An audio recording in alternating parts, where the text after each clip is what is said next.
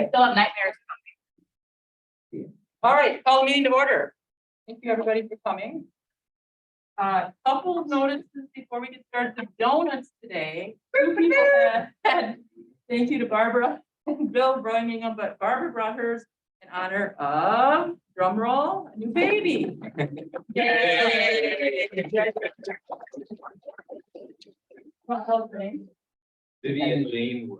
Vivian James. So Vivian is on, well, Vivian and Jane. There's a second one. Yeah, we got Nora that's 2 years old and now Vivian. Awesome. We Congratulations. got a playmate. Yeah. Thank you.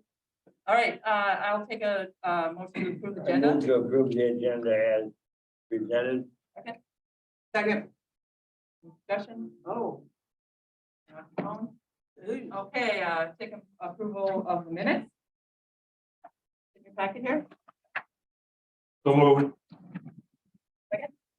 Second.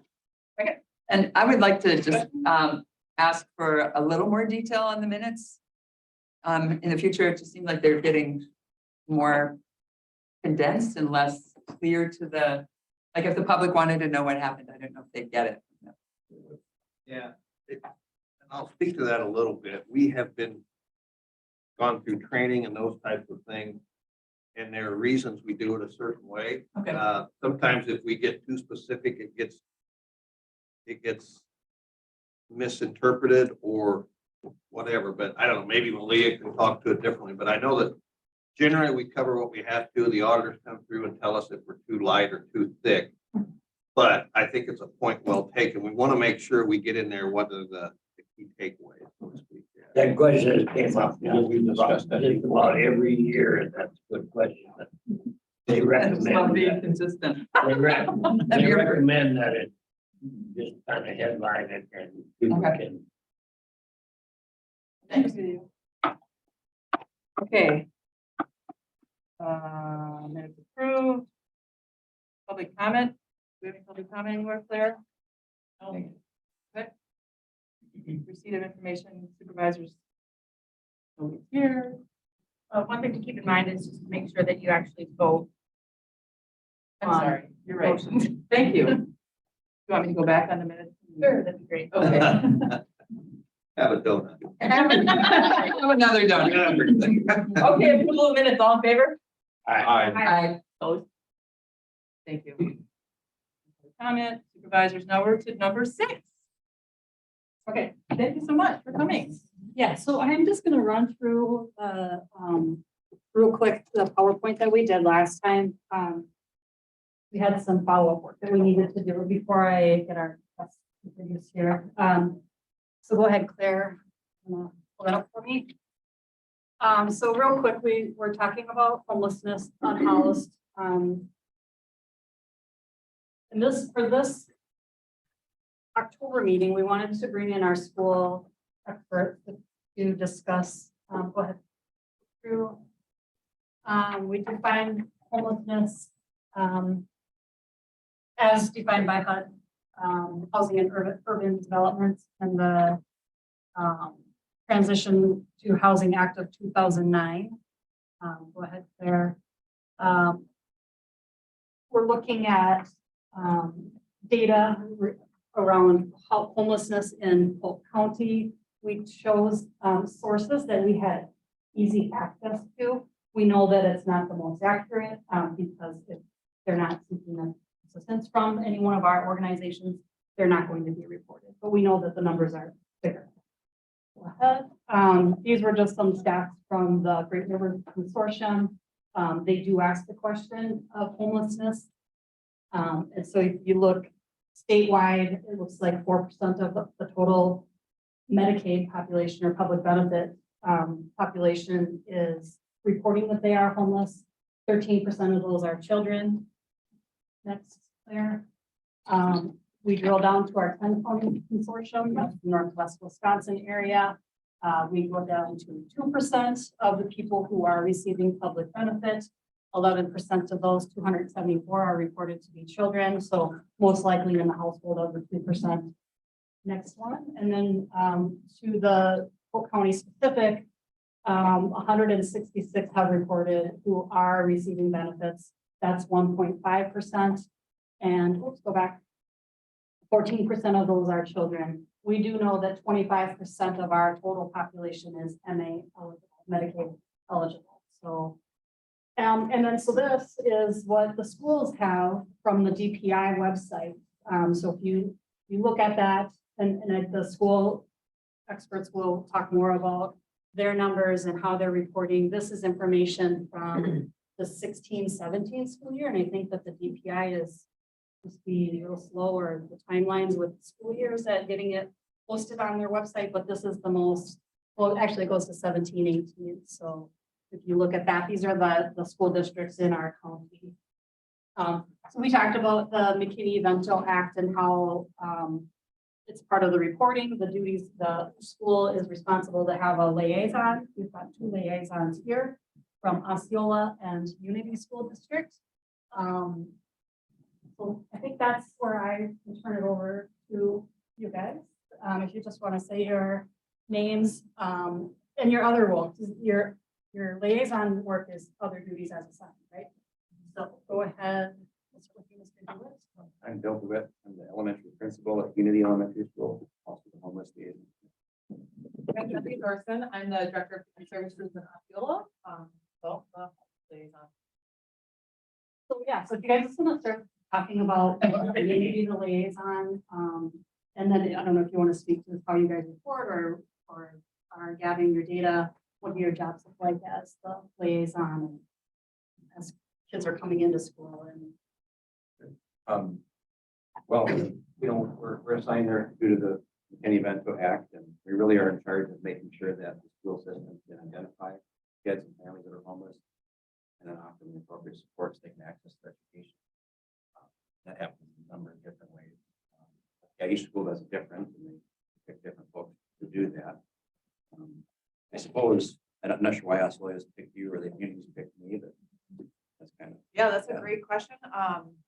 My role as director of people services, I mean, I cover all of the buildings in Osceola, K-12. So I don't know if it was just more, since you're gonna work with all the buildings, all the families, that is how I got assigned that role. This is my 3rd year there. And it was prior to that, it was a director of special ed. So just kind of more focused with special ed, but she was still the homeless liaison as well. So yeah. I guess we have one building, so maybe that's easier for me to go around and talk. And were you the last guy hired or something? I walked in, yeah. I remember when he was like. So you're both full-time employees of each district? Their regular 9-month curriculum? Or? 12 months. Oh, Yeah. Yep. So Art, and actually that's the same Art, people service director works 12 months at Unity as well. There's a number of services that happen over the summer, whether it's summer school or school year service. Yeah, I would say definitely for one of our primary roles is the identification. We have like a online kind of training that all staff have to do, a vector training, kind of safe schools training, where we put out kind of a DPI homeless video, just so to kind of educate all staff on what it is and what it means, because it's not just kind of without a house, it can be, doubled up or, we have, at least in our high school, a lot of our more unaccompanied youth where maybe living at home is not a great situation. So then they're staying with other family members and kind of trying to tease out who would qualify for some of those services. I wish, when I was like, oh, I'm an expert on this, I'm like, I wish there were lots of other resources we had to supply, but I think one of the biggest things is reducing the barriers of having students have to transfer between schools. So if they're, an Osceola resident, but then they are doubled up, we've had students that are, staying with family in Spring Valley. And so really then working with kind of Spring Valley and figuring out transportation and how long that's going to be and how, what is the impact on the students? Does it make more sense for them to transfer to Spring Valley if it's going to be more long-term, or can we kind of figure it out to transport them back and forth? So yeah, I do share out on top of kind of our training all staff at the beginning of the school year, a Google form that kind of gives a little bit more information. So because we're not going to be probably the go-to people to, know when a student is, experiencing some of these things.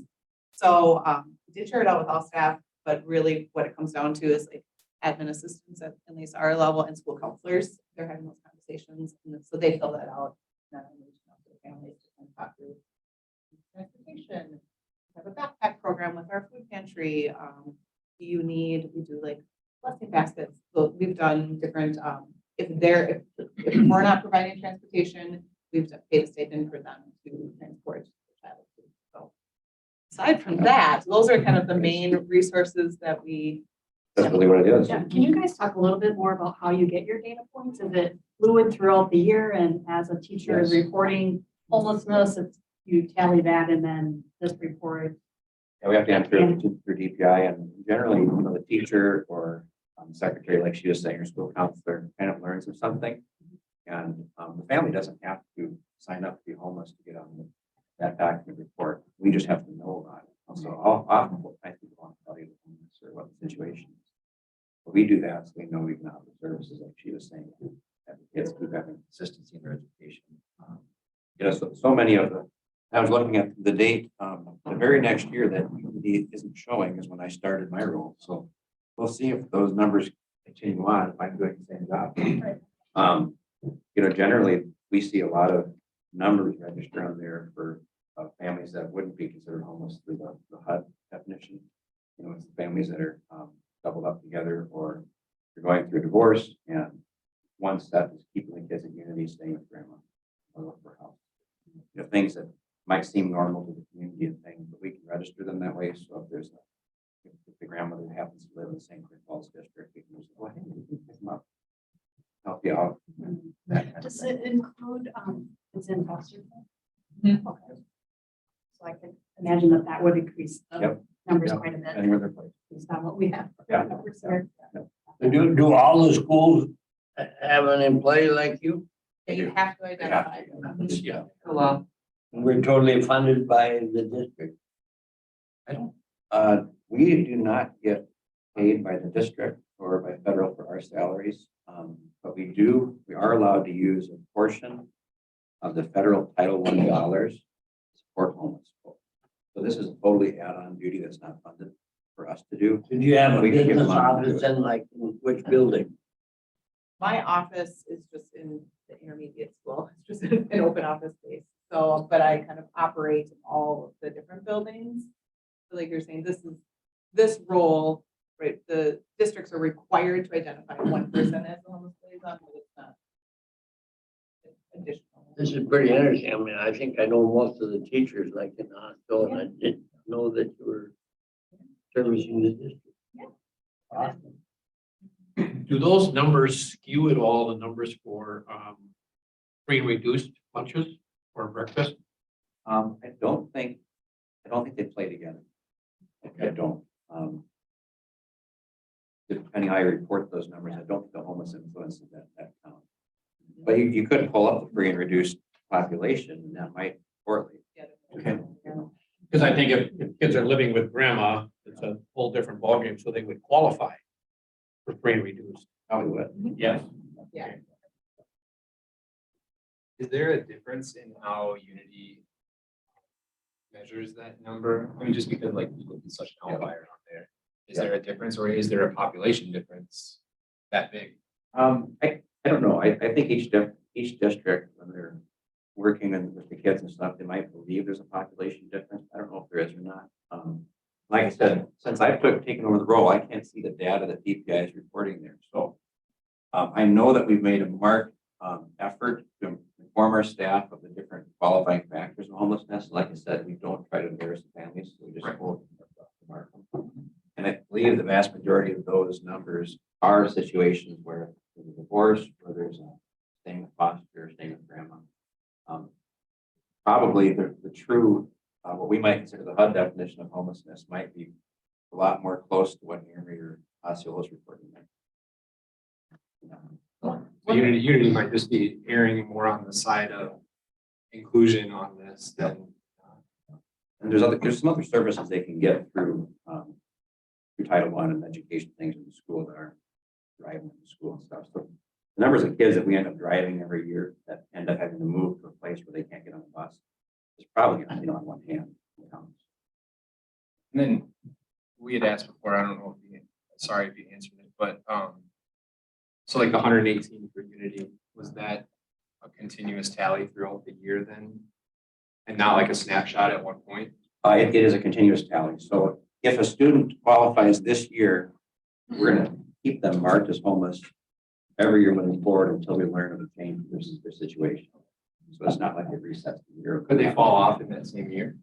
They could, yeah. That's happened too, actually. Yeah, we definitely have heard that. Yeah, If you hear about it. But yeah, but we have to enter in kind of a start date, and so that part of my role is, I don't know if you do this, but in our, our numbers are a little bit more manageable. We have currently right now, I think, servicing 17 families, so still pretty consistent to that data up there. But I just try to make some of those follow-up phone calls in the summer, like, where's that, has anything changed with your housing situation? Are we still requiring transportation? Those kinds of things. So just trying to make sure for that school year moving forward, we have accurate data. I sort of have like, I know that the students, I think in Osceola for sure, I had kids in there, that there was always like a survey that went around. Do you pot, do you marijuana, do you smoke once? Did we ever ask questions about housing in that sort of anonymous way? Do you risk behavior survey? Is that Yeah, what you're- yeah, maybe, oh yeah, that's what it is. That's a, I was just looking through those questions. I do not believe there's anything related to homelessness. But that's a really, It's every year though. yeah, that you asked I mean, that would be a private way for a student to say, yeah, and then you could have another trigger point of involving. Yeah, it might be interesting. That's anonymous. So not, but it's like, Oh, you looking at, would, you just yeah. have. but we data can points. see if more are endorsing it anonymously than what we are currently Right. know about and are operating with. And then you should be looking for it. I know, like you said, you're not trying to, you're trying to do your best to not, embarrass families or anything like that, but if I'm a teacher, is this just available in your computer system? Like, if like a teacher can find it if they're looking for it, or are teachers made aware of, like, here's the kids that we know of that are unhoused? I'm not sure how the different districts do it. Our teachers cannot look in the system and see that data themselves, confidential data for the student and family.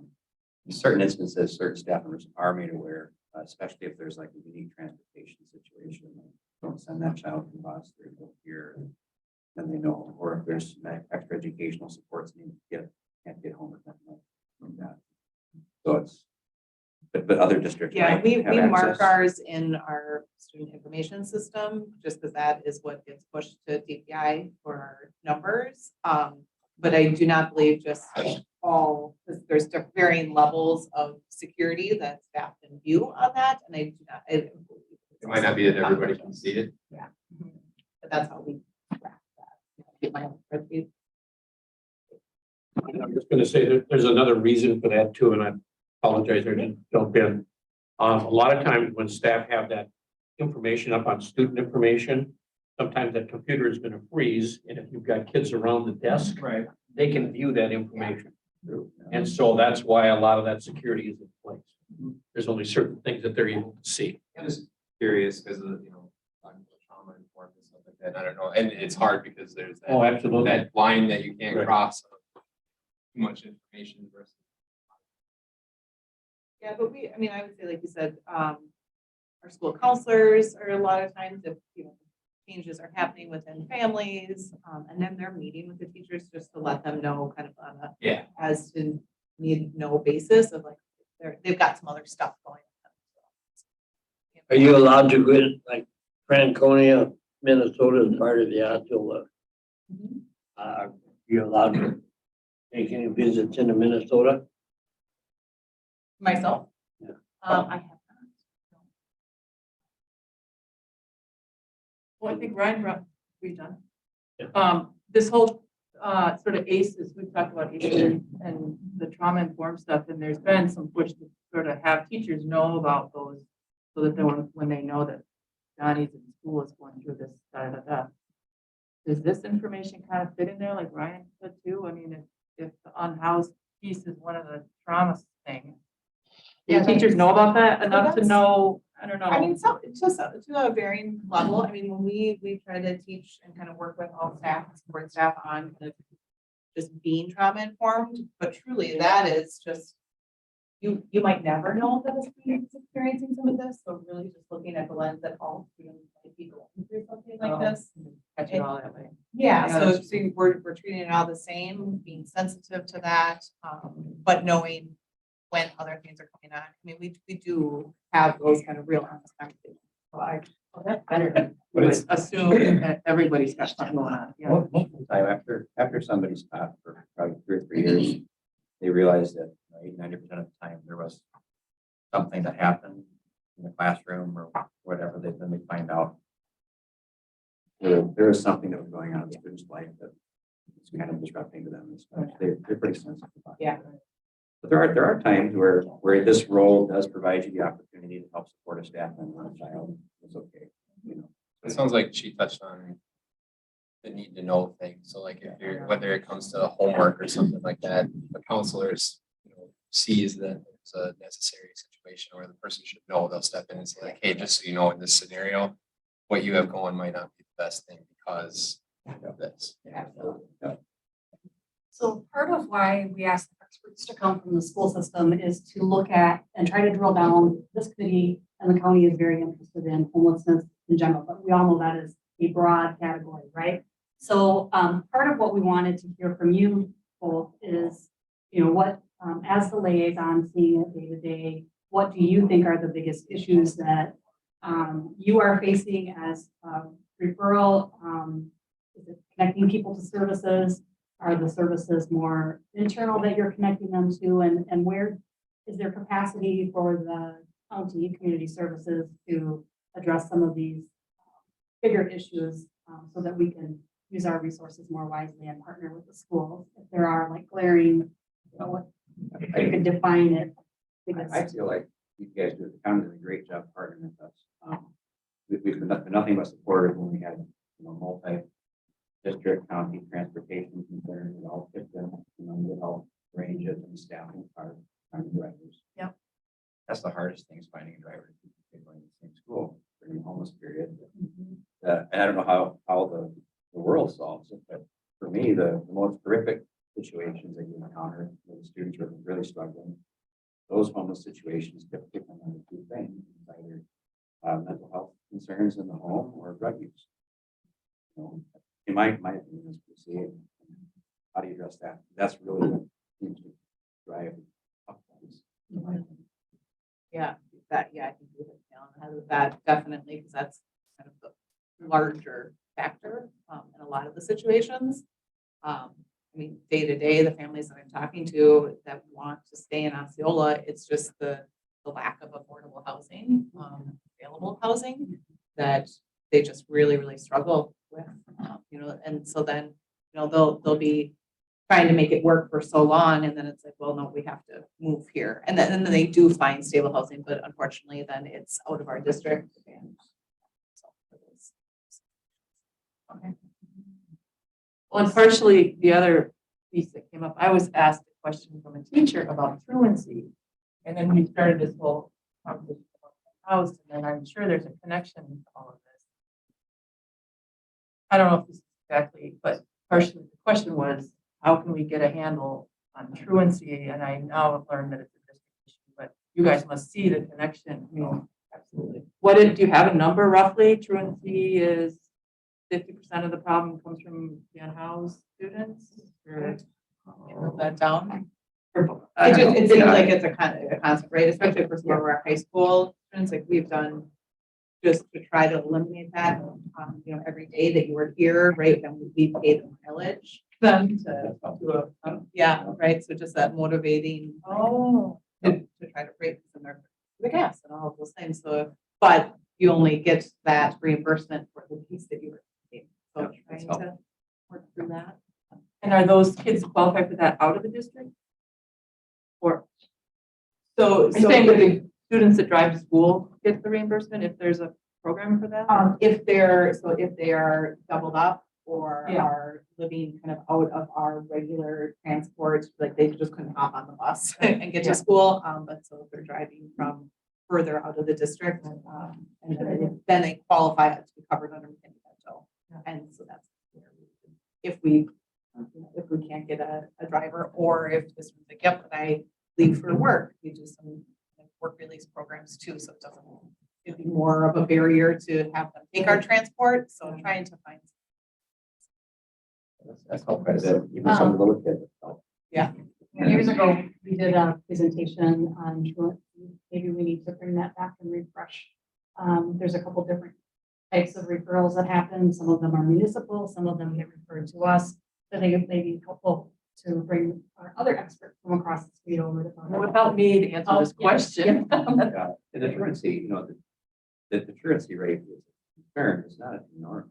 You know, and again, like the amount of truancy, maybe it's different on that I processed in the elementary school, they could take it times 3. You know, when they're the ones that finally make it to referral to the county for some support that. You know, 5 or 6 families, they're not all homeless, you know, there's different reasons. Yeah. And oftentimes the county is able to meet with them and solve it, or we can solve it beforehand. I think that the support that exists for transportation does help avoid truancy. Yeah. So that helps, you know.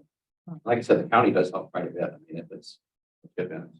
And I'm putting at Malia over there. or that the couple. She's the resident expert to truancy. Trust me, I've been in court with her enough times. Yeah. We do have a couple of districts that are over municipalities, so Unity is one of those. It's a little, it's interesting because Unity is sitting out in the hinterland here compared to some of the municipalities where you have a municipal judge that can impose some certain things.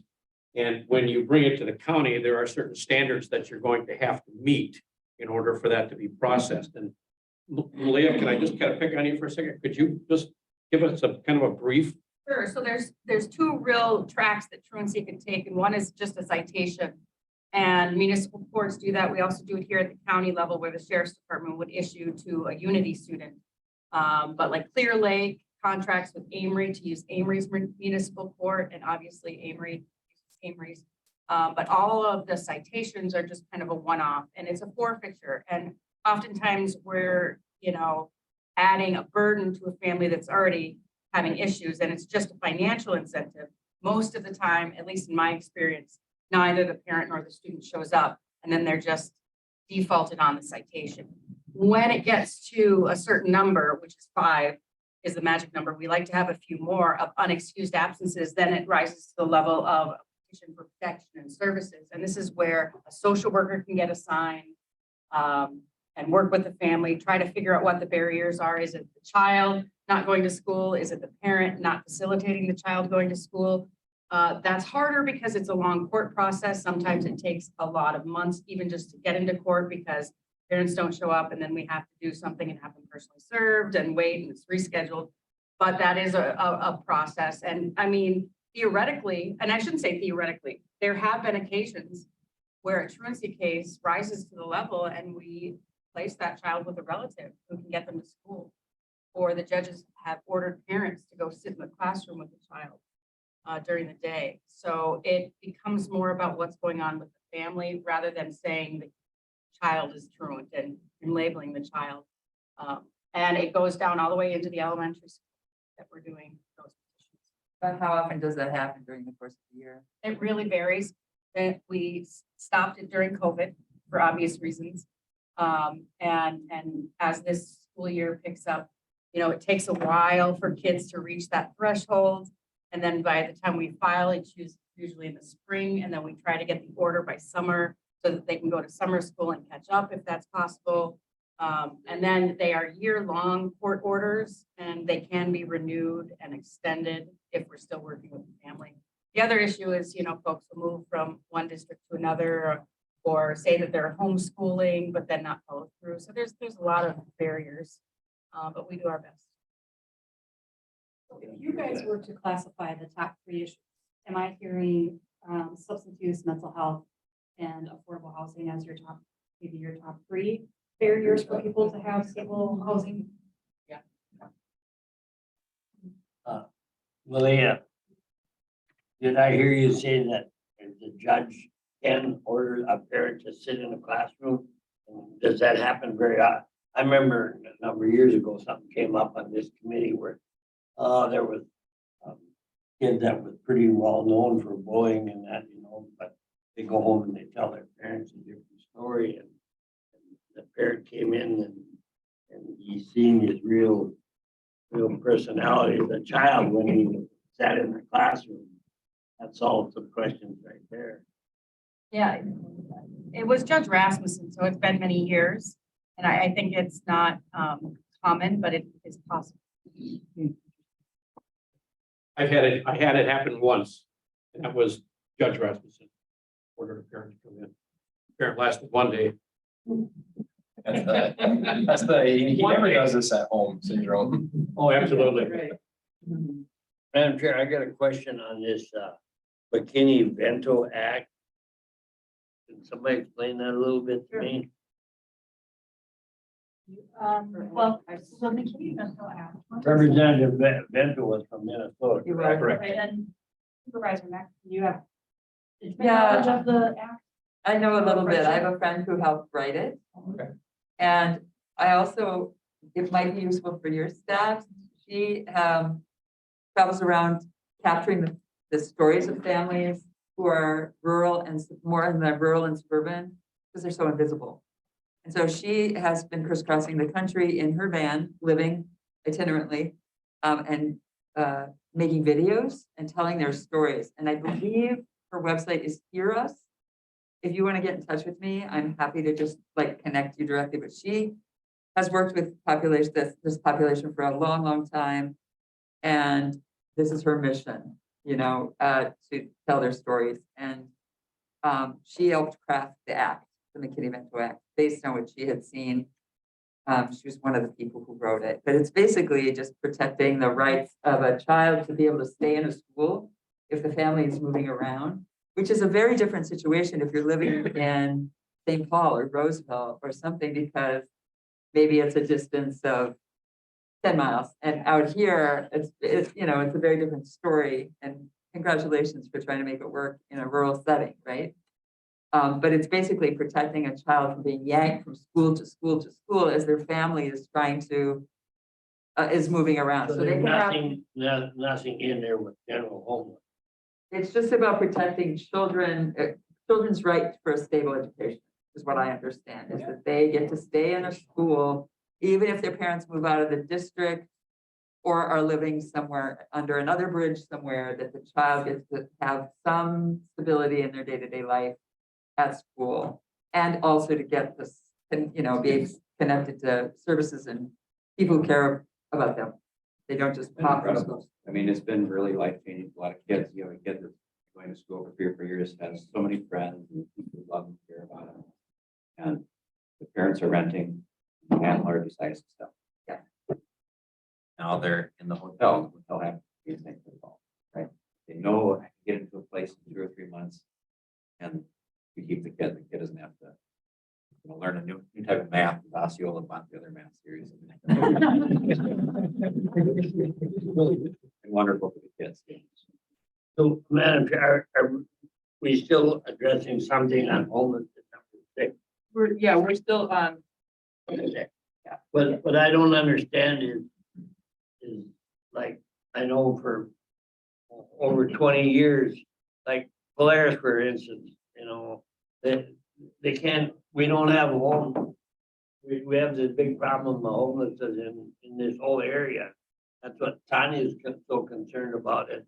So as a result, we don't have people that can reside here. So, they moved down to Monterrey, Mexico, and that didn't turn out very good. And then, like they had this, we got a 80-acre industrial park in Osceola that was curb, gutter, sewer, water, and everything. And it's all rented out in the farmers for fields because the Polaris, they were gonna have that expand in their division, but there's such a need for housing in Polk County. So then they went to Wyoming, Minnesota, and Minnesota came up with job ease and well, they just funded everything for them. And in 20 years, there's never been made any progress. And I know that's a big concern of our chair and Tanya and everybody, but there really doesn't seem to be any progress. Yeah, well, maybe the economic development, They're working hard on it. they're working hard on it, but maybe it needs to be more creative. Maybe we need to think back to the parks and Cimarron and if you want to come in and be an employer and have a manufacturing facility, you have to be able to get people into housing. Otherwise, you can bust them in. You know, now SMC has tried that. I'm speaking from experience. But it's But it'd same be type of better. thing, all our, Yeah. you know, that industrial park and I'm sure it's the same work in each one of our towns in the county and. So maybe that affordable housing piece needs to be looked at as being part of that enticing people to come and build manufacturing. I think there's an affordable housing aspect from economic development perspective, as well as some of the other factors that you guys are talking about. So that's where the broad category of housing is an issue. What's causing the housing shortage or lack of people being able to be in houses, and that's what we want to try to narrow in on. We suspect from the human services end of the business is that people may not be getting connected to the benefits available to them, and are there things that we can do? So what I'd like to bring back next month are some more subject matter experts, invite schools back. But the people like West Cap, Salvation Army, Diana, one of economic support, to talk about what they are seeing and then resources that they would have available so we can start connecting people that can be connected while we're working on the economic development piece of the, you know, industry and having a thriving community. Yeah, Makes sense. Yeah, this is a huge. Well, that's my question out there is, you know, we're representing our whole county here. Is there anything that's being done with the, you know, economic development? Do you see any light where all these towns can have they're like in Osceola now, they want to take down that old hospital. Now there's a third corporation that's come in there and there's a proposal now for 275 apartments. But then church across the street is protesting that. Two of them have already had all this proposals, but they walked away. So a lot of it has, I think, to do with our administrative cities and towns and that. Right. Not in my backyard. Not in my backyard, see? Well, you know, I mean, if I can speak honestly about prefer this that. issue, all right, go for it. I'm gonna come straight out and I'm not really sure, but in my observations, Amory apparently has got a wonderful public housing system. And it appears to be a model. Okay, I haven't modeled any others, but I do know that the townhouses are tidy.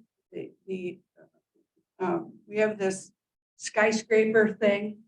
It actually looks like a really nice place to live. And we have offices and people that manage all of that. So I think I know it can be done.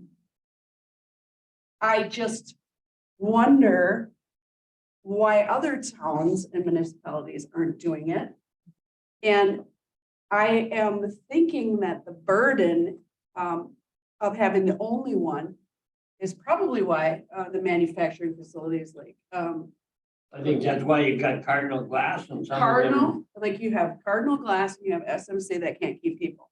Well, I think that there's probably people, that's the only place that they can live and work, and they're sharing the Amory housing with other manufacturing facilities like in Clear Lake and in Osceola and et cetera, because it's the only thing that's available in Polk.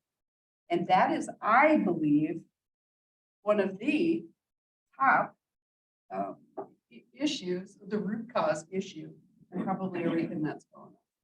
I mean, think of the migrant, just think of all of the ways we used to do that, okay? Whether it's the 3Ms building the Cimarron and the Tartan Parks and that other expensive place for their executives.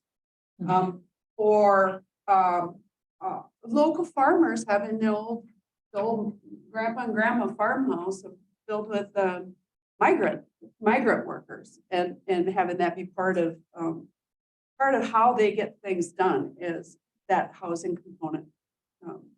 It is kind of included in them.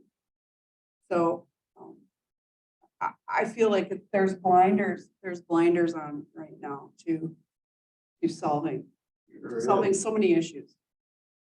Well, and there's also the question about, I'm on the transportation study, and it's like looking comprehensively at the county in terms of transportation, and I feel like we're kind of doing that sort of ad hoc. You know, it's like, let's talk to brilliant people who are in the trenches, which I love. I'm not complaining at all. I love hearing what it's like out there in there. But it just strikes me that, you know, that creativity where it really sparked, because we finally have a little tiny house development coming into St. Croix Falls, which it required some zoning stuff, and there was not in my backyard. It had to get moved a little bit, but it's a really interesting and creative model where people can have their own space, but there's community space and there's gardens, and it's a place where people could maybe move out of their bigger house to maybe people my age. You know, they're not ready to go into the GAM yet, but they're ready to, they could live there. But to me, it feels like, and then there's the EDC project, and it's like, what are the key pieces that could get moved that might open some minds, some building, something that because I don't think we're going to just be able to like build a whole mess of housing for all the people right now, because that's just not the reality.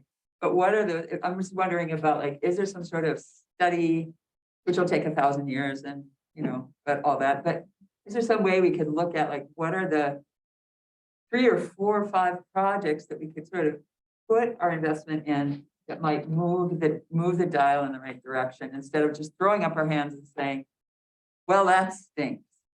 Well, to John's point, he had asked, what are the things that are going on right now? And we've had several different organizations that have had things going on that we've listed off here, EDC and others. So through conversations that are happening elsewhere, it seems like as a collective, everybody is kind of inching towards this recognition that housing is an issue that's going to solve multiple problems. Not just homelessness, but also, employment, retaining. We've identified a lot of different issues that housing is going to solve. So I think the good thing that we're kind of inadvertently moving towards here is just that solidifying that housing is an issue that will kill multiple birds with one stone. And the point being, though, it's not going to be what's the magic bullet that's going to all of a sudden solve all the problems. It's going to be a collection of thoughtful, purposeful, goals identified projects or initiatives. It can't just be shotgun blast. New Richmond and Somerset are sure seem to solve that, because right now there's already 400 homes approved in St. Croix County in the Somerset district, and New Richmond, every place you look, there's 3- and 4-story apartments being built. And part of that is, this is the thing that I've kind of, in other conversations just said, we need to kind of recognize in some cases where in some of the communities that we're talking about, we are not as appealing as New Richmond and Somerset to build housing. But whether it's because of our proximity to medical facilities, different things like that. So that's where we need to do these small things that make our areas attractive to build housing. It's going to have a net positive effect in one way or another as we keep going. But just we need to kind of recognize right now that if I'm, Joe developer, I'm not necessarily choosing to go off a building into Milltown because why would I? So there's little things that we need to do, to make that happen. So long story short, I'm glad that we're kind of talking about the different domino effect that housing is going to have. General housing is going to have branching out everywhere else. And I like the idea of inviting West Cap. I was at the meeting last night and they're wild and practical thinkers. And they get stuff done and they just want a big award, like the Primo Award for green affordable housing for this building in River Falls. And I think they would be a great resource because they are aligning with developers who go to the mat for good terms. They're really, it's like you can dream it, but you got to work with people who can build it. And they have some really good partnerships there. So I hope we can invite them in. I do have Tim on, he's ready to go for November. He was supposed to come this month and he couldn't, so. Yeah, they They just started their heating season. They got 1,000 calls in one day. And I'd like to make sure too, just to balance that out. Sorry, man, cut you off. I just, Have a donut. Have to. just to kind of play devil's advocate on that one, because I love and appreciate West Cap as well, but I always want to make sure that we're having the discussion too on just the broader Yes. general housing, market rate housing, because I firmly believe that subsidized housing has its place for targeted intervention for people, or it benefits a smaller number of people. But I think as a community and as a county, like the general market rate housing is what's going to impact the most people. So I'm not saying, yes, I totally agree. it's a yes, yes and. yes and. Yeah. Are you And two both on West Cap? no, Vince, did you want to say something? Maybe to wrap this up a little bit, I think what Barbara said, what everybody's saying is so true. And I think what Tanya is doing makes a lot of sense. She's bringing in different Yeah. aspects of the homelessness or unhoused to realize that there are a lot of different issues and angles to everything. I think our challenge as a body and as a county government with limited resources is where are we going to target our energy? And is it the child who is doubling up, living with a good family? Do we have people living under a bridge? We need to find out what is the housing situation or the unhoused situation. And this is just the start. What I would ask is that, Terry at the EDC is working on different proposals to try and improve housing in the area. He's working on getting businesses to move here, which he's had some really good success of late. And when you talk to him, he'll tell you where there are expansions, have a new factory that just opened up in Osceola. But the question is what can we do to facilitate that? We have to be very specific in where we target our resources and money. And so I hope that we can continue to bring in different aspects.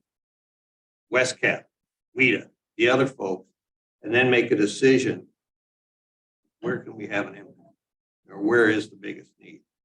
Because transportation study is a great example. Everybody says we need more mass transit. And every time I ask a different supervisor, what type of transit do you need? I got a different answer. And so we're doing the study to find out what is the real situation. If we could only pick one thing to improve transportation, what would it be? And it may be a very marginal step, or it may be something big. I don't know. That's all. Yeah, good. Okay, I think we should let you go. Any last questions for these thank you people? so much Thank you very much for for your what time. you do. Thank you. Yeah, we'll invite you back and be a part of this. For those are resources. Oh, yeah. Thank you, guys. Thank you. Okay, we're up to number 7, update on Golden Age banner.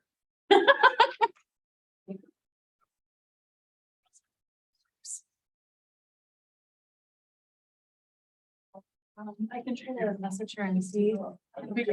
Did we, Wow. oh, right.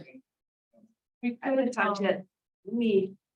You wanna, Maybe with Andy. veteran service, Should we go, Andy? I just love it. And I'll see if I can get Dina. Mike, come and doing it. Thanks, Andy.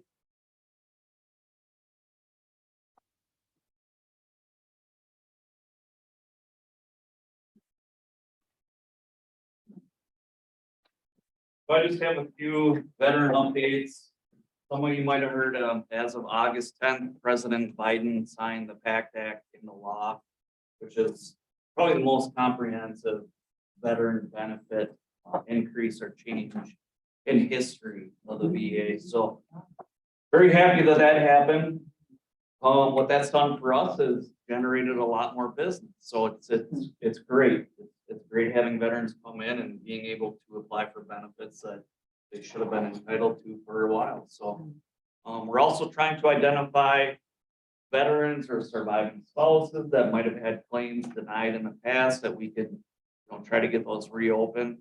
The VA is supposed to, and they will be going back to identify those individuals, but we can do it on the front end. We can hopefully get them into the system quicker than them waiting for the VA to identify them and reach back out. So definitely great things there. So it's anything from disability compensation to healthcare benefits across the board is just phenomenal changes.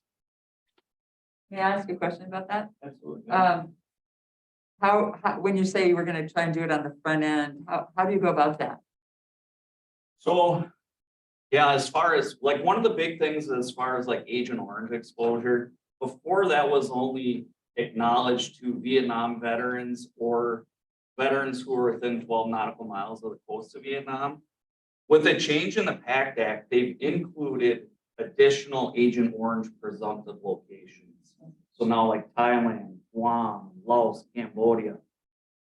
In the past, if a veteran was stationed at an Air Force base in Thailand during the Vietnam War, the VA did say, yes, Agent Orange was used there, but only on the perimeter of those bases. So you had to prove that you were on some type of perimeter duty that would have exposed you to that Agent Orange. But the passing of the PACT Act, it includes the entire country. Basically, if you were stationed there during Vietnam War, it's assumed that you're exposed to Agent Orange. So if we have a widow, say their husband, he was a veteran and died due to an Agent Orange presumptive condition and was stationed in Thailand during that period of time, that widow is now eligible for benefits. So you have that data about who was where, and that's how you would track those people down at a time? So yes and no, a lot of it is left to our memory for recent claims and things like that. But even at that, the VA, somehow the VA has a way of identifying those claims that have been denied in the past. So we're just trying to capture those individuals up front. That way we can get them benefits sooner than later. Is that retroactive? For the, We don't know how the law is going to be interpreted. With the Agent Orange stuff, back when it was the Niemer Act, it was called, basically, the effective date was the date that the veteran was diagnosed with that Agent Orange presumptive condition. So there were veterans and surviving spouses that were literally getting hundreds of thousands of dollars in retro payments. So right now, the VA is kind of in a holding pattern until January 1st. They're waiting to figure out how to interpret the law and how those effective dates will play out essentially. Then you get your marching orders on how to figure out what the offering is. Yeah, I mean, we already have them as far as getting the claims reopened. So we've been doing that ever since August 10th. We've been working on that with veterans and widows. But right now, the VA is just, they're flagging them, they're identifying them as a PACT Act claim, and then they're just kind of placing them in a hopper, waiting for how the law is going to be interpreted. That's what I mean, like how much they're gonna get or how long, far back it's gonna go. Yeah, correct, Okay, yeah. yeah. So it could be, you know, August 10th when it became law. It could be if they filed a claim for it 20 years ago. It could be 1 year post, August 10th, so. The difference I see with the veterans, I know, and a lot of them is, and I don't know if it come under this act or not, but, veterans have been telling me that the, VA office in Minneapolis or St. Cloud, you go to your local and they can do this, taking care of your case cheaper than we can. So, yeah, there's a program called Community Care, and given our geographical location in Polk County, most veterans in Polk County are eligible for the Community Care Program. And what that says, basically, if a veteran is greater than 60 minutes from a VA facility, they would be eligible to get a referral to have their care provided in the community. Or if, like, specialty care, say it's gonna, you know, the VA is backed up and they can't get them in for 3 weeks or greater, the VA can send them locally to Osceola, St. Croix, Amory, things like that, to where, yes, the VA will pay those medical bills, but they pay at the Medicaid rate. So it depends on the dollar. That's working. Absolutely, no. Andy, nice comms on social media. Thanks. Are you doing any, veteran fairs like at local, VFW halls or any of We do that kind some of stuff? things, yeah, just recently, we've, Gail, she talked with, there's been what is it, one of the Masonic lodges has been putting on like a scam presentation for basically anybody who's interested, targeting primarily like the elderly population. So we've been going to those, we've attended 2 of those to talk about a scam that's been going on with the VA. It's called pension poaching. So it's these individuals that are targeting elderly people, and they're basically encouraging them to not disclose all of their assets so they become eligible for this benefit through the VA. When the VA finds out about it, that individual has to repay that debt to the VA. So we're trying to educate the public on that. Other than that, yeah, as far as like attending VFWs and American Legion posts and things like that, yes and no. Anytime I get invited, I'll attend to them. I was just up at United last month sometime and did a presentation on the PACT Act with those benefit changes. Yeah, it includes everything from, you know, Agent Orange exposure to radiation exposure to burn pit exposure and particulate matter. So there's a lot of changes going on with the VA. Secretary McDonough, he's from Stillwater, actually, the Secretary of the VA, and I wasn't really sure as far as how he was going to work out. He's not a veteran, but I can only say good things about him. He's doing wonderful things for the VA, I believe.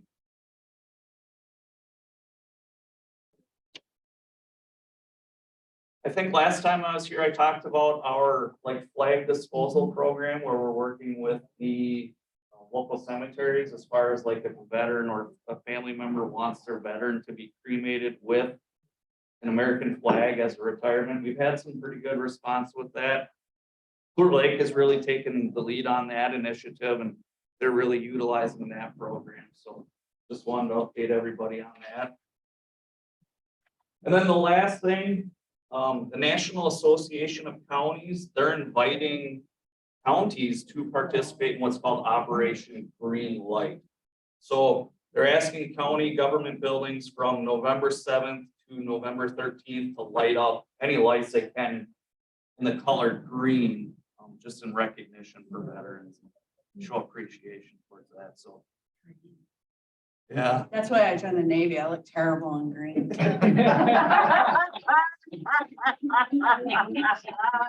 You didn't want to be in the Green Beret.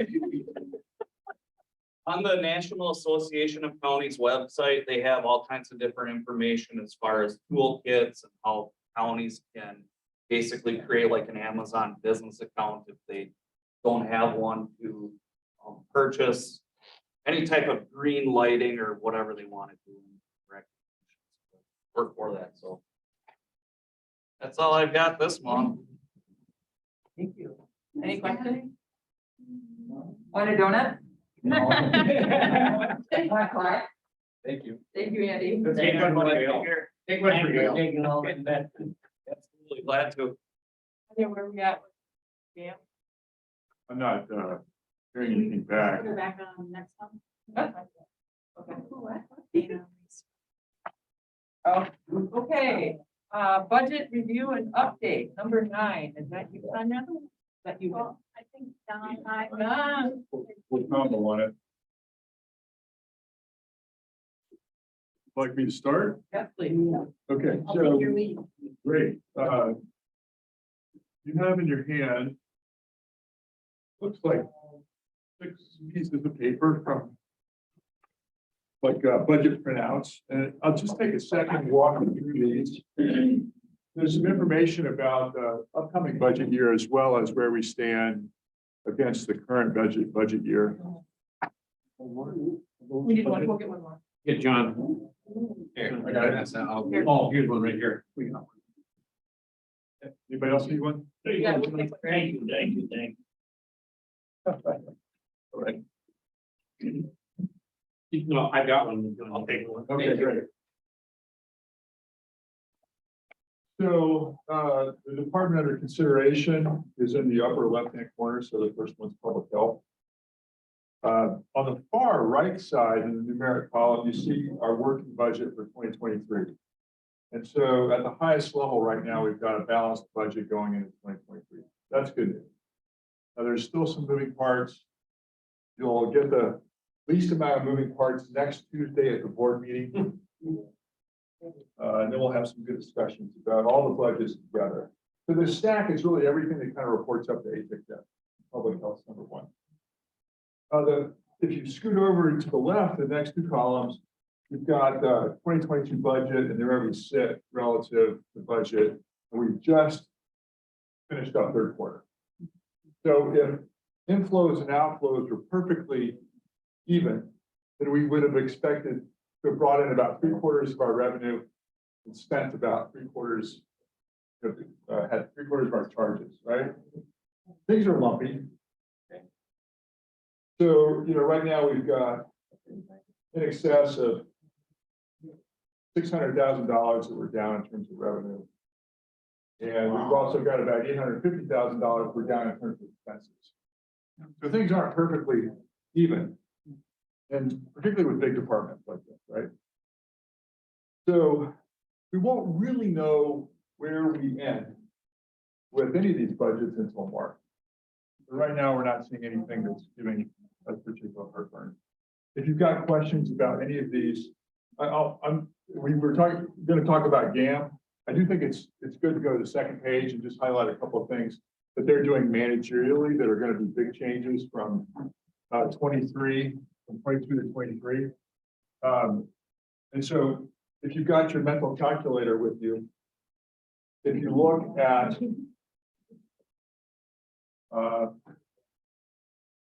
you'll notice that overall their revenues are going to go down slightly.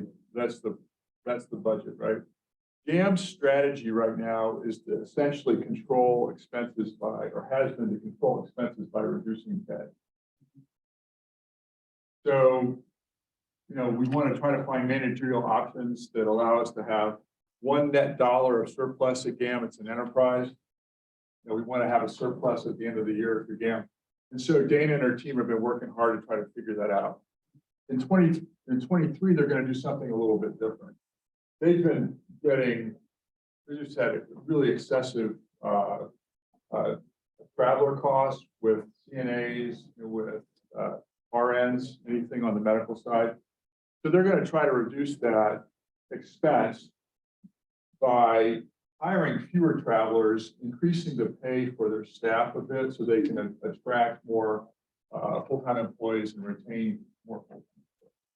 We're going to try to essentially, I think it was almost like consulting expense, reduce that and bring in full-time employees that can get the job done.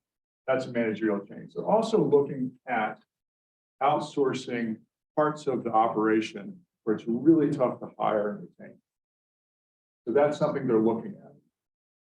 So as an example, they might look at doing that in an area of the business like laundry, where it's just tough to bring people in. So that's under consideration right now. So, yes, Ryan. Minus the things like laundry and things like that. So the shift to moving towards increasing pay and keeping people, retaining people, does that mean less? Would that mean overall less positions? Like, were they busing in or traveling in more employees than they would look to keep with higher wages? That I can't answer. They've got a model for how many CNAs they have to have on staff at any given time, how many RN. And I don't think there's a lot of variability with that, except in relationship to the number of beds. But Dana could answer that question better than me next year. But part of what's tough is they're also adjusting the number of beds they've got in any, or open in any particular year. And I'll let her explain that next year. But my main point is to say they're taking managerial action to try to keep this a profitable operation. And it's a very challenging time to be doing that in a very challenging industry. So, Like generally though, did they look and see like it's costing us more money to bring people in from elsewhere than it would be to just invest more? that's exactly the idea. That's the idea with reducing the number of travelers and increasing the number of better paid employees. There's an awful lot of local talent that are going to the city because of the pay rate difference, and that's what they're trying to change. Tanya will want to jump in at some point. I'll just briefly go through human services. Yeah, so similar to public health, it's a really lumpy world. It's a big operation. They're about $2.5 million light on revenues, but about 3.4 or 3.3 less in expenses right now than you might expect. So where will we end up at the end of the year? I'll be able to tell you in March. Or October, or maybe even November. We love our auditors. Okay, so you heard from Andy. It's a small department. They're well run. They're going to show, I imagine they'll show a small surplus this year. For most of the committees, I talk about new funding requests that the administrator looks at and either says, yeah, that looks pretty good, or we're going to hold on that, or we're going to let the board decide. Tanya and our group have done a really good job of essentially self-funding additional funding requests. So just a couple of things to highlight this year, and good managerial practice. We asked all of our departments to look at expenses that could be pulled into our current operating year because we think, we're looking okay. And so Tanya and her folks have done that with a capital expense that they're going to do a roll-up window that they could have done next year. They're going to bring it in. It's going to have it hit this budget year rather than next. We're forecasting next budget year to be tougher. They're really great at getting grants.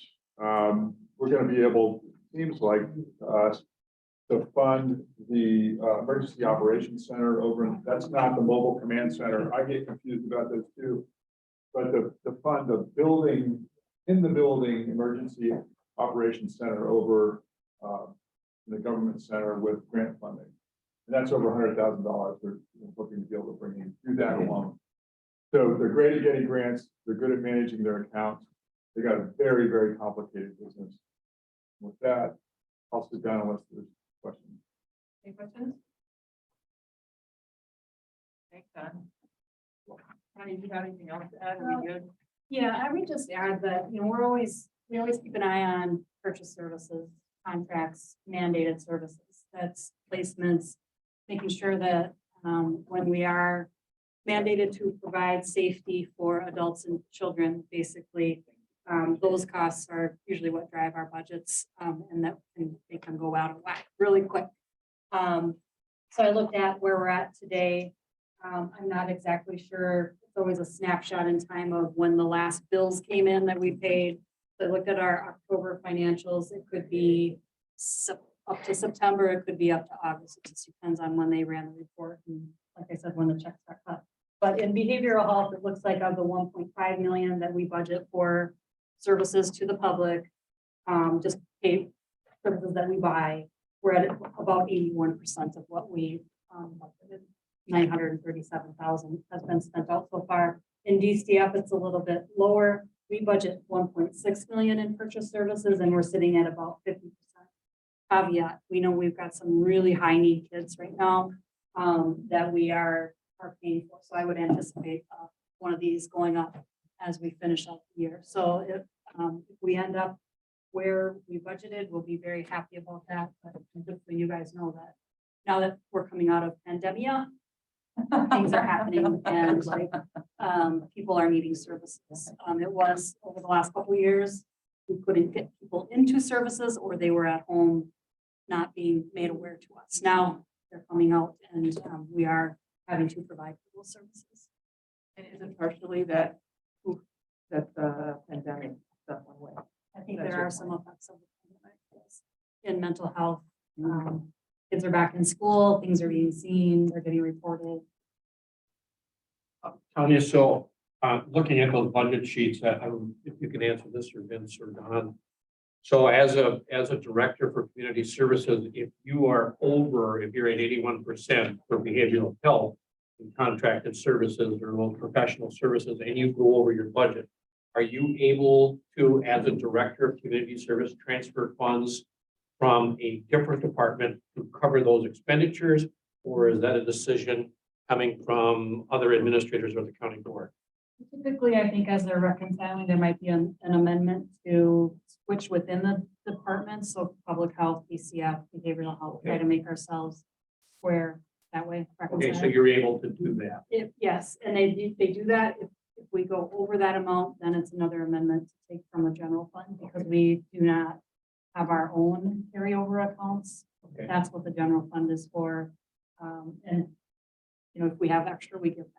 Okay. In the general fund that would be approved by GenGov. Does it go through GenGov and then to county board? Yeah, It goes all the way up to the board. we do a budget. And is that kind of why we're saying with 5.8, we're not saying spend 5.8? Yes. Well, yeah, and we do have a nice reserve fund. What he's talking about is our general fund Oh, is yeah. unassigned. We did pass budget amendment or finance policy that said we have to maintain 50%, whatever that is, as a reserve, which would require a 2/3 vote of the board to dip into that. In the meantime, we knew that, you know, the reason we save money is we know that at a certain point in time, the economy is going to turn around or big expenses are going to come up. We always like to have that cash available for those special needs. So, yeah, we think we're going to have about 5.5 million of unassigned funds. It's above that 50%. We'll have a menu for the supervisors to say, we've come in with a balanced budget. There are some other projects here that you may want to consider. If you do, more than likely it'll come out of our general fund or we could bond for it. You know, those are the kinds of options. But it's a way to say it's worth it or let's wait. Would that be like a mobile command center? Oh, excuse me. Oh, excuse me, I didn't mean to say that. I didn't want to confuse Don over there. How does my brain? I was gonna make sure Tanya was done with her. Anytime I hear surplus, I just wanted to throw that. Okay. Sorry, Vince. All right, I know you enjoyed it. I wish the county board could soak it up. You got that right. Come on. Okay, on that topic, can you give us an update on where we're at with the Yeah. unit? It has been a topic of great discussion over the year, and it's taken a while to get to, you know, all the facts and all the consideration. The sheriff, Chief Deputy Burrows, Tanya, myself have all been, you know, kind of discussing this. And yesterday, Tanya and Don and I walked through the mobile command unit here. We have 4 options that I'm considering for the budget.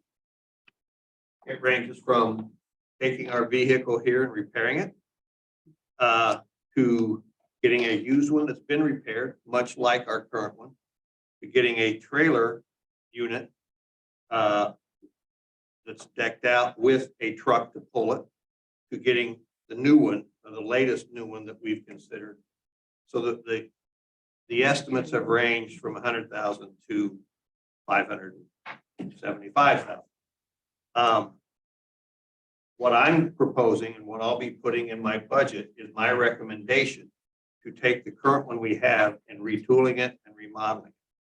And that will keep us at a very reasonable financial place.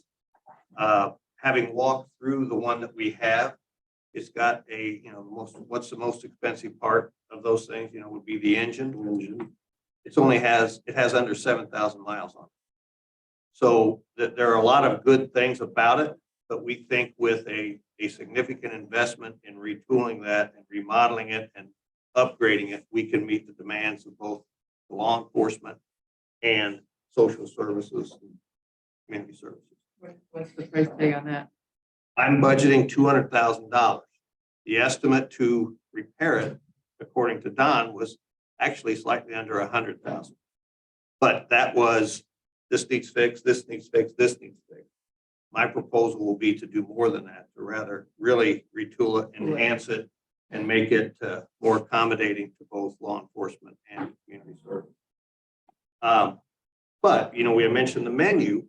It's something that if a supervisor says, hey, I want another version or the new one or whatever, that would be in that menu of options that supervisors will have, that you could state what and why. Any questions on that?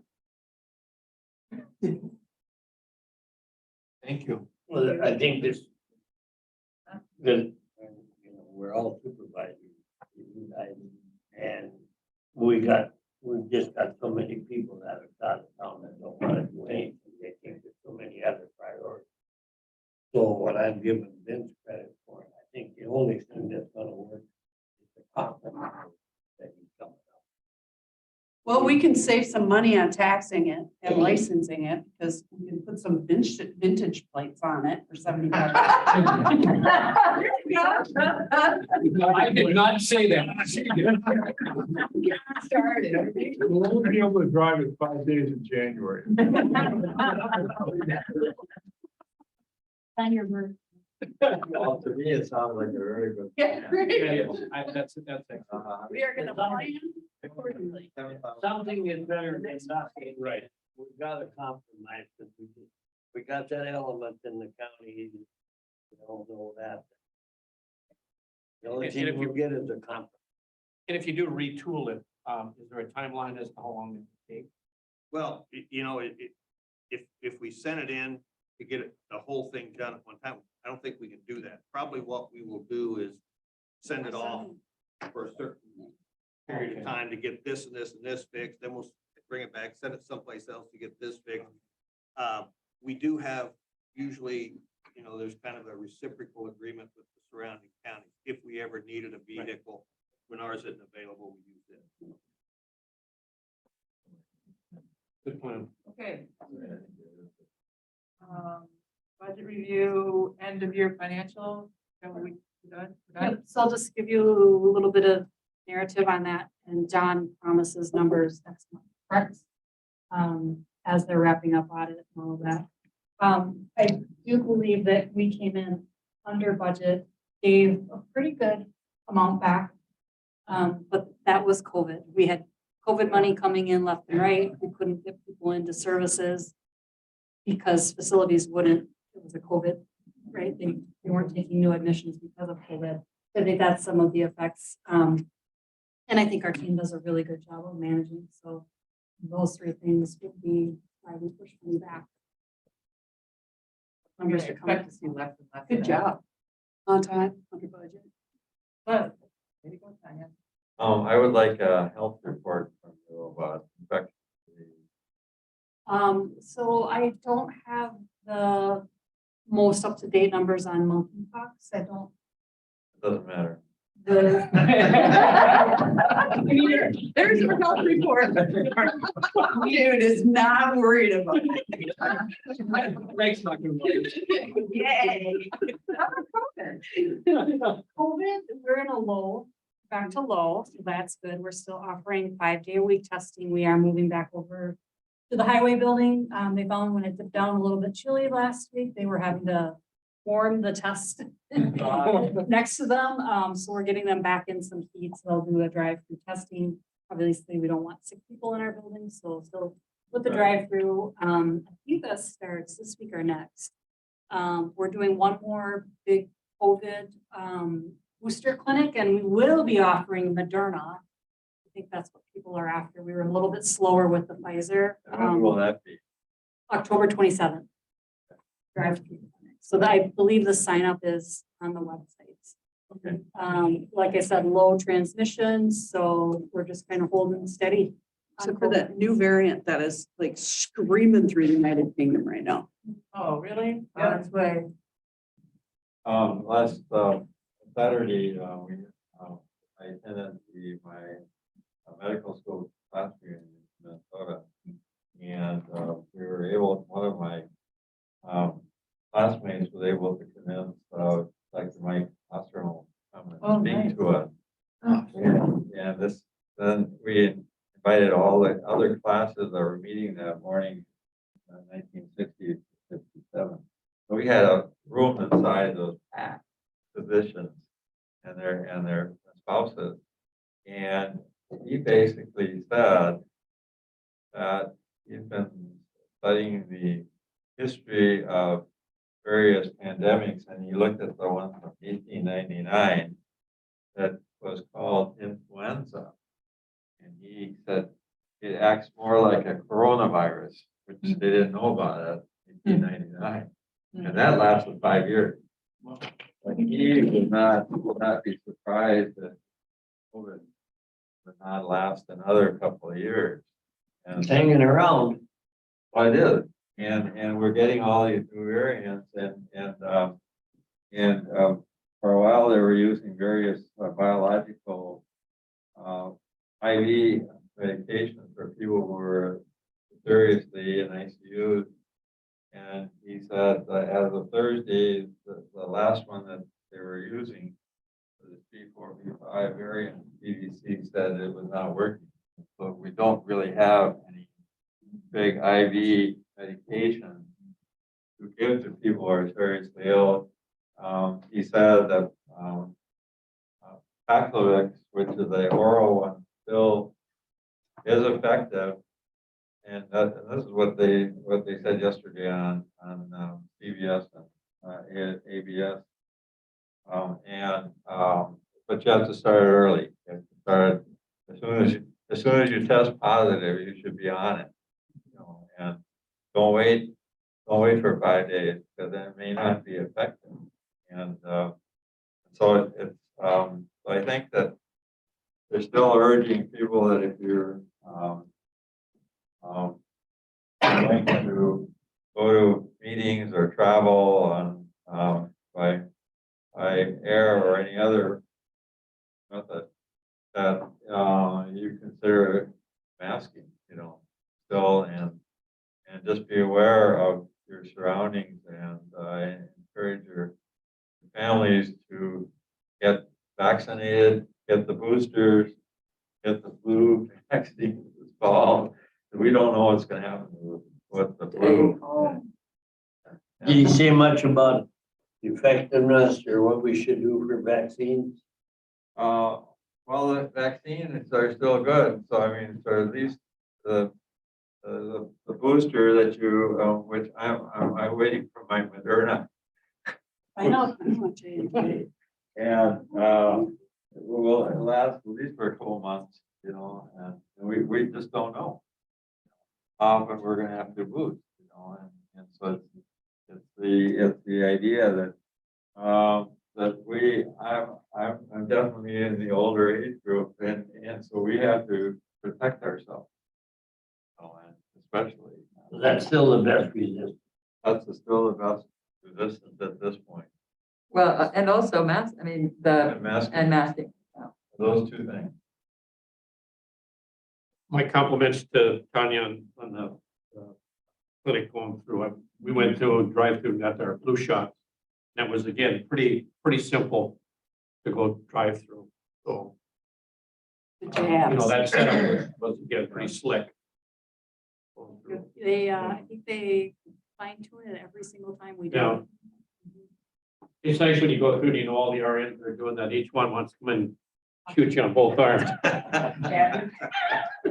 So, I haven't gotten any in over a month probably, but it seems like when we put out communications about drive-through clinics or especially drive-through vaccines, that once in a while I'll get some phone calls or other communications from people that are not getting after them for being critical, but they're very critical of it and, saying that we're hurting people and things like that. And my response has generally been, I'll let you know what my experience is when I go through myself or things like that. And I try to say that way. Do you have any recommendation on and I know that they're not looking for information on things, but like a good response to those people.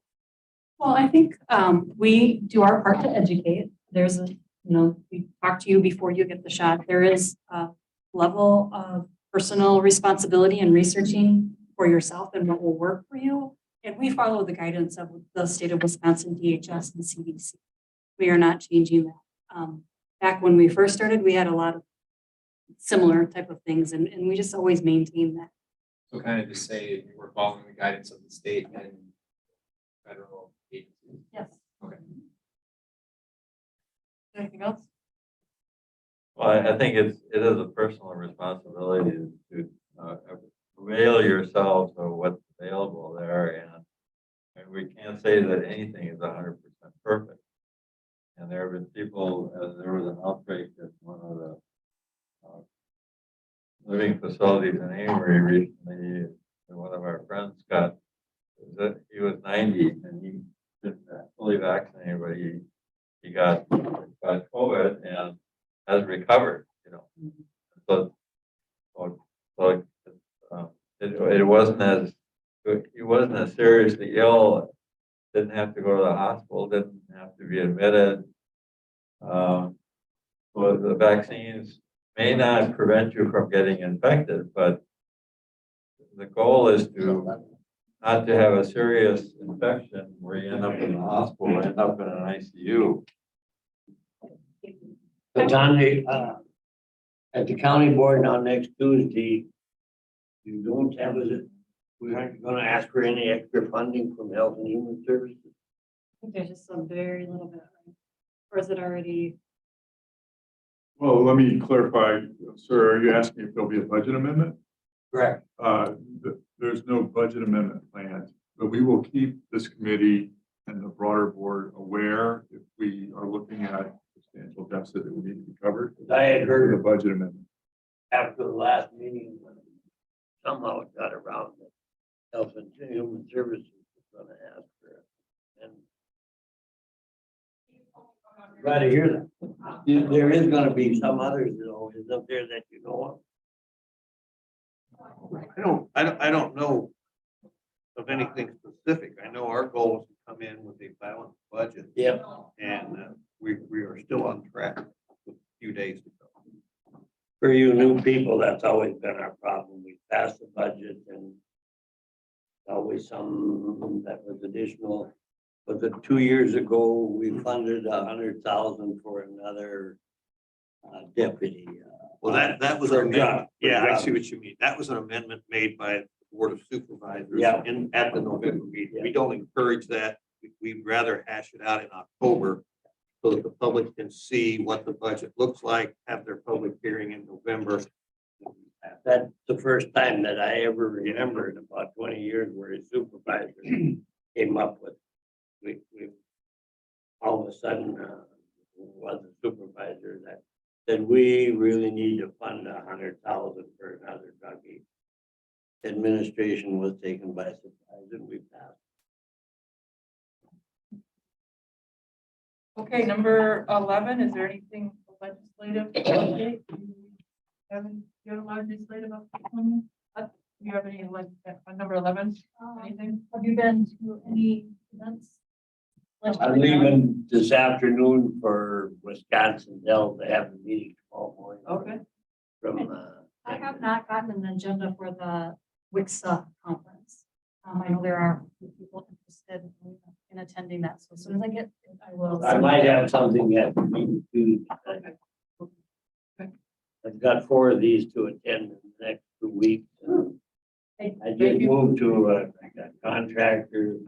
I am. Thank you for doing that. Really Yeah, thank appreciate you. it, John. Okay, subject matters for the next month? I have the housing, continuation of the housing, affordable housing, homelessness. Do you want the truancy as the kind of the other feature? A presentation on truancy? Do that? We can do that. Okay. Child support, right? You can put child support on next. Child support? Okay, whatever update. It was gonna be this week, but they're at the Wisconsin. Child support in Golden Age Manor. Yes. And the COVID update. And, yeah, health department update, communicable disease. Let's just. There we go. Yeah. Did we just want to have that be part of the normal? It should be standing. It should be standing, yeah.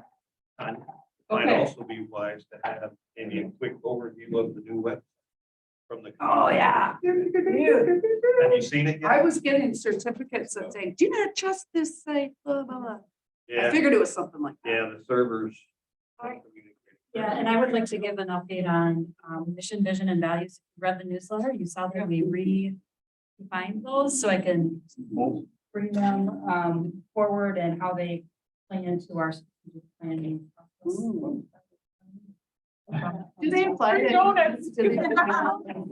Sure, stick those in the freezer. Oh, yeah. John's turn to bring donuts. I'll take care of it. Do that. Dispose them properly. Okay, I think Not very fine. that it. Are we good? All right. Okay, I'll take a motion to adjourn. Hot second. All in favor? Aye. Opposed. Thank you, everybody.